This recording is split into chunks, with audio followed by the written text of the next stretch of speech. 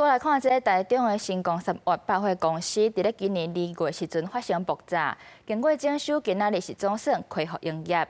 因为这件意外是造成5个人死亡，38人受伤。检方目前是还搁咧调查，目前是认定这店长涉嫌过失致死等罪，获刑了后是80万交保，限制出境。营业时间一到，新光3月大中店的大厅来真侪人，未少人讲总算等着伊搁营业。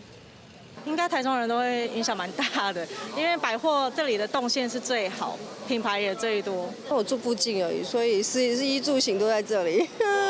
对，所以我非常期待。服务真侪年的专柜小姐也搁倒来，伊直讲这一刻互因等真久啊，很开心，还是一样非常感动。哎。经过7个半月征收，台中新光3月第一日起重新搁复业。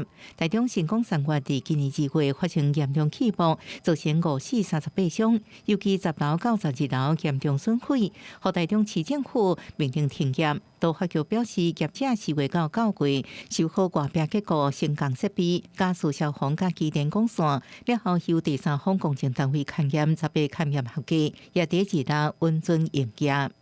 确认符合各权责法令规定及程序，于9月26日准予恢复使用，均以公共安全优先、专业把关为最高原则，严格要求业者落实改善计划。它这个职灾发生的原因呢，跟它的承揽关系啊，跟它违反法令啊，这个都有论述在里面。对，那相关的这个报告书之后，我会移送给地检署去侦办他后续的这个刑事责任啊。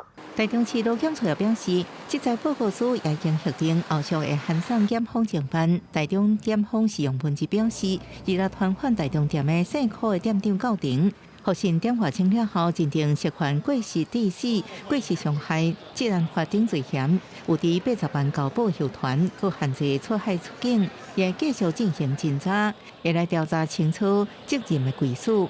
记者综合报道。